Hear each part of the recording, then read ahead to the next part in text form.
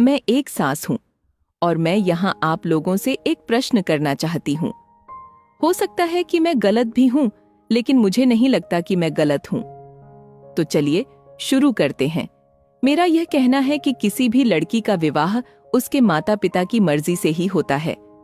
कोई लड़का वाला जबरदस्ती करके किसी लड़की को ब्याह करके नहीं ले आता, जब तक उसके माता पिता अपनी बेटी के विवाह के लिए लड़का खोजना शुरू नहीं करते।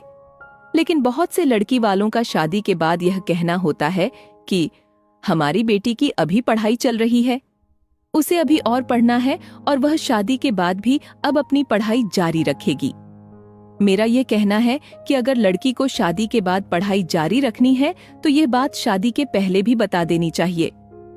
तब लड़के वालों को यदि कोई ऐतराज नहीं होगा तो कोई दिक्कत नहीं तो बात वहीं पर खत्म हो जाएगी और किसी भी परिवार में कोई दिक्कत नहीं होगी, क्योंकि दोनों को बहुत से लड़के और लड़कियां और मिल जाएंगे शादी के लिए।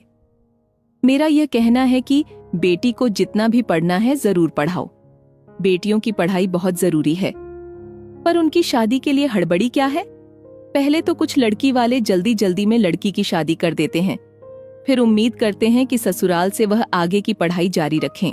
ससुराल में बहू आती है तो ससुराल वालों की भी बहू से कुछ उम्मीदें होती हैं, और बहू अगर हर वक्त अपनी किताब कॉपी लेकर बैठी रहे और बोलती रहे कि मुझे पढ़ाई करनी है, तो फिर मेरा यह कहना है कि उसने अभी शादी का निर्णय ही क्यों लिया? क्या उसे और उसके घर वालों को नहीं पता था कि शादी के बाद ससुराल और उसकी जिम्मेदारियां भी निभानी होती हैं? नौकरी की बात अलग होती है, वह कभी भी लग सकती है, उसका कोई वक्त नहीं होता।